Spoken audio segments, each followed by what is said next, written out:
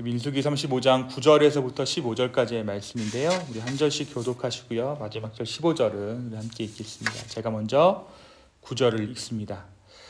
여호와께서 또 모세에게 말씀하여 이르시되 이스라엘 자손에게 말하여 이르기를 너희가 요단강 건너 가나안 땅에 너희를 위하여 성읍을 도피성으로 정하여 부지 중에 살인한 자가 그리로 피하게 하라.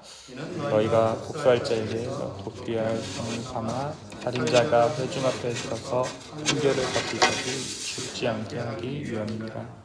너희가 줄 성읍 중에 6을 도피성이 되게 하되 새 성읍은 도등 이쪽에 두고 새 성읍은 가나안 땅에 두어 도피성이 되리라. 함께 읽습니다. 이 6성읍은 이스라엘 자손과 타국인과 이스라엘 중에 거류한 자의 도피성이 되니 부지 중에 살인한 모든 자가 그리로 도피할 수 있으리라. 아멘. 잠깐 말씀 놓고 기도합니다. 주님, 오늘 이 말씀을 통하여서 주님께서 우리에게 주시는 그 말씀 우리가 묵상케 하여 주시고 성령님, 이 부족한 자의 입술을 주님께서 붙잡아 주시옵소서. 감사합니다. 예수님의 이름으로 기도했습니다. 아멘. 여러분, 이제 8월이 막바지에 있습니다. 이제 내일 모레면 9월인데요. 우리가 8월 들어서 민수기 말씀을 함께 아침마다 묵상했어요. 이제 이 민수기 묵상도 8월의 시작과 함께 시작되었던 이 민수기 묵상도 마무리가 되어져 갑니다. 오늘 말씀 민수기 35장입니다. 민수기 35장의 말씀은 이스라엘 백성이 약속의 땅 가나안에 들어가기 직전에 주어진 말씀이에요. 광야의 40년 긴 여정을 마치고 이제 요단강을 건너려는 시점, 이제 막 건너려는 그 시점이에요. 하나님께서는 이스라엘이 새로운 땅에서 어떻게 살아야 하는지, 또 공동체를 어떻게 지켜야 하는지에 대해서도 하나님께서 정말 세밀하게 말씀해 주시죠. 가나안 민족들 어떻게 해야 했습니까? 진멸해야 했어요. 그들의 우상들 다 쓸어버려야 했습니다. 그리고 어제의 말씀에서는 어떻게 하셨죠? 하나님께서 그 땅의 경계까지도 정해 주셨어요. 그 땅을 어떻게 분배하고 그 땅의 거민들을 어떻게 대하고 앞선 본문에서는 이제 그 땅의 경계까지도 하나님께서 분명하게 정해 주셨습니다. 참 은혜가 되는 말씀 한 구절이 있었어요. 그 경계 가운데 어디도 들어갔죠? 약속의 땅의 범주 가운데 그들이 죄를 범했던, 그들이 넘어졌던, 그들의 광야 생활이 시작되었던 가데스바니아도 약속의 땅의 일부로 편입되어지게 됩니다. 그러니까 거기까지가 약속의 땅이 되어진 것이죠. 그리고 바로 이 마지막 준비 가운데 이제 막 가나안 땅으로 들어가려는 그 시점에 특별히 강조해서 주어진 그러한 것이 한 가지 있는데 그게 바로 도피성이에요. 도피성. 피난처입니다.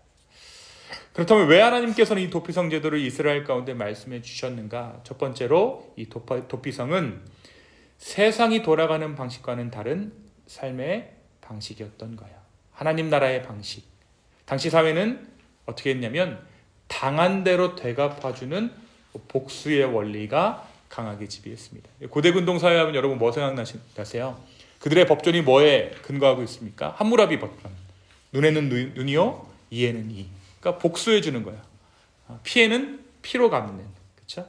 하나님께서는 이런 파괴적 악순환을 끊기 위해 도피성을 세우신 것입니다. 실수로 사람을 죽인 자가 그곳에 도망하면 재판이 끝날 때까지 안전을 보장받을 수 있었어요. 하나님께서는 생명을 지키시고 정의와 자비가 함께 살아나도록 길을 열어주신 것입니다. 이 말씀은 단순한 고대의 사회법이 아니라 오늘 우리에게도 하나님의 구원의 방식을 보여주는 중요한 은혜의 그림이라고 할 수 있죠. 조금 더 자세히 당시의 사회 배경을 한번 보겠습니다. 고대 사회에서 살인 사건은 곧바로 복수의 악순환으로 이어졌습니다. 한 가문이 피해를 입으면 다른 가문은 반드시 피를 흘려 보복해야 한다고 여겼어요. 그리고 끝없이 복수의 고리가 이어졌죠. 복수하고 또 복수하고 죽었으니까 또 복수하는, 그러니까 대를 이어서 계속해서 끊임없이 복수가 이어졌던 거예요. 성경에도 그런 장면이 나오죠. 우리가 잘 아는 야곱의 아들들의 사건 여러분 아실 거예요.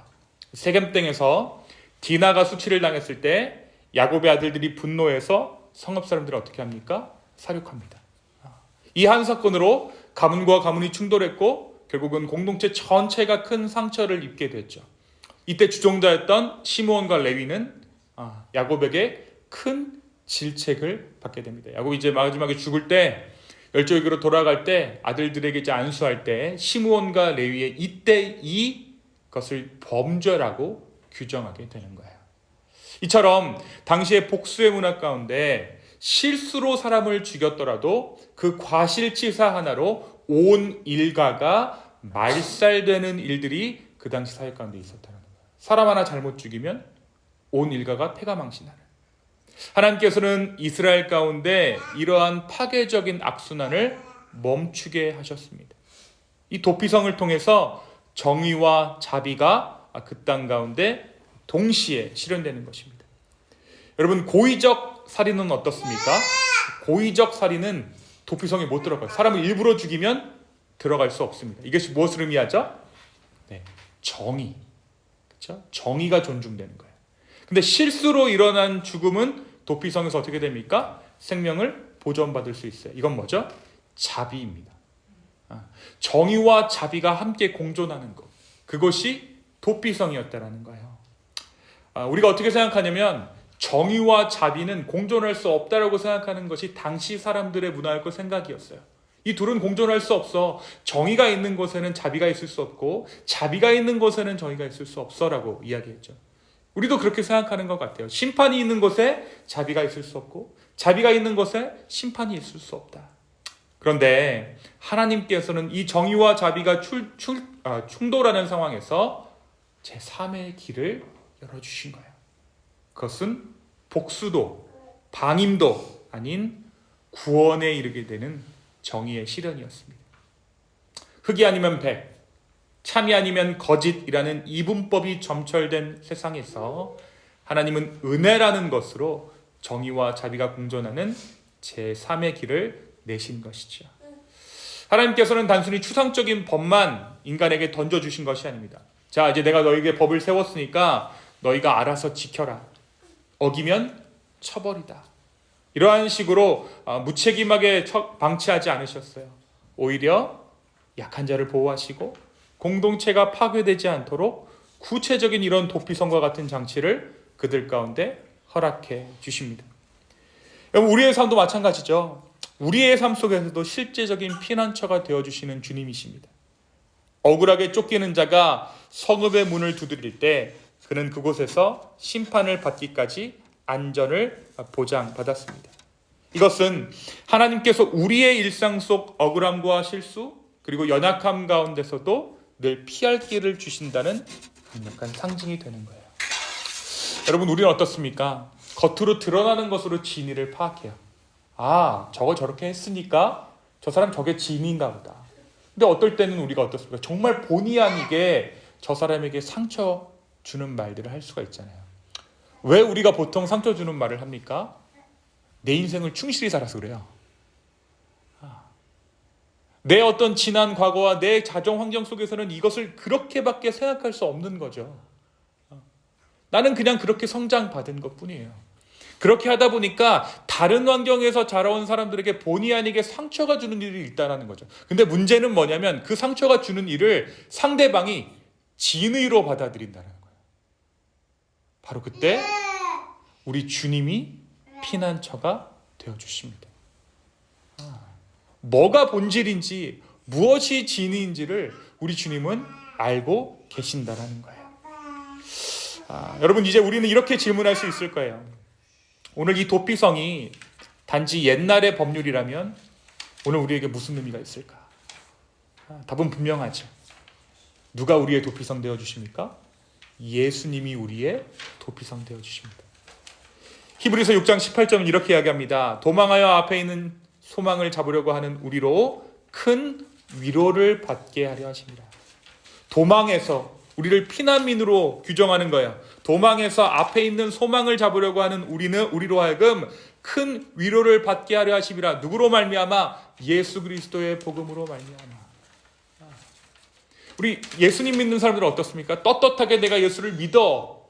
물론 이렇게 예수님 믿는 분도 계시겠지만 대개는 도피처로 삼을 때가 많이 있죠. 나도 내가 잘못한 거 알아요. 나도 내가 사람 죽인 건 압니다. 그런데 그것은 내 진심이 아니었어요. 바로 이때 어디로 피하게 됩니까? 도피처. 우리 예수님께로 피하게 되는 거예요. 도피성은 이스라엘 전역에 흩어져서 누구나 쉽게 접근할 수 있었습니다. 예수님 또한 누구든지 믿는 자에게 찾는 자에게 그 문을 열어주십니다. 도피성은 고의적 살인을 보호하지 않았죠. 그러나 예수님은 의도적인 죄악까지도 용서하십니다.